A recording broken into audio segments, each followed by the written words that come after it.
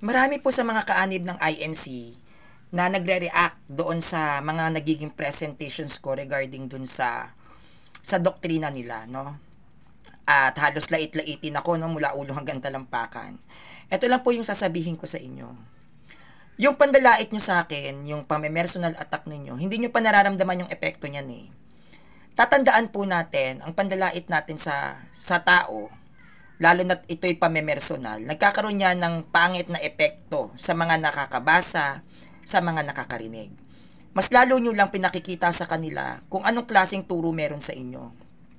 Kung nais ninyong gibain ang stand ko, kung ano yung latag ko, tapatan ninyo at pamalian ninyo.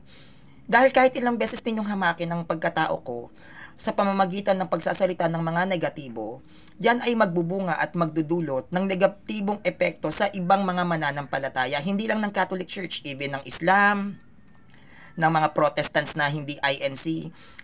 Magiging negatibo ang tingin nila sa inyong iglesia. Bakit? Sa paraan kung paano ninyo dinedepensa ang inyong doktrina. Wala siyang professionalism. Ang paglalatag ko ng aking doctrines, no, ng latag ko, presentations ko, ay kinukuha ko po yan sa mga standard references. No? Kaya kahit mula ulo hanggang talampakan, lait-laitin nyo ako, it's okay. Kasi hindi nyo naman pwedeng talunin ang opinion ng ibang tao eh. At hindi lang naman ang Catholic Church na members ang magre-react at nagre-react sa mga pangiinsulto na ginagawa nyo sa akin. Kasama ang ibang Protestants dyan. Nagpi-PM sila sa akin at sinasabi nilang ganyan talaga mga kaanib ng INC. Bakit?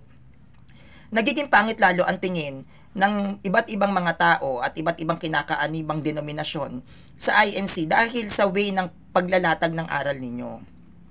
Pag maglalatag si Sanrio ng presentations, ang gibain nyo yung doctrines kasi kahit anong panlalait nyo sa akin, hindi ako apektado. Kasi even yung mga Muslim na babae, ang tawag sa akin, Bex. Hi Bex, hi Bax. Tawag nila sa akin as a sign of friendship. Ang ibang mga born again, ang ibang mga sekta, tawag sa akin, girl. Girl, kamusta ka na girl? Tagal mo na hindi nagpaparamdam. It's very common and it's very natural na lang yung ganyang tawag na bakla. Eh, naman talaga tawag ng mga babae sa mga friendship nilang bakla. Hoy, bakla, saan ka galing?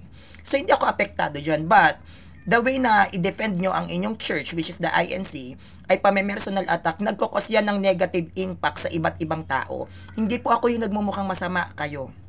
Dahil ang paglalatag ko ng doctrines ng Catholic Church ay standard at wala akong sinasabi sa inyo na pame-personal. No, nagkakaroon lang ako na mas malalim na latag kapag name-personal na kayo sa akin. Hindi ko naman kasi kayo pwedeng panoorin habang nilalait-lait nyo ako. So sana maging aware kayo kung paano nyo dinedepensa ang doktrina ninyo.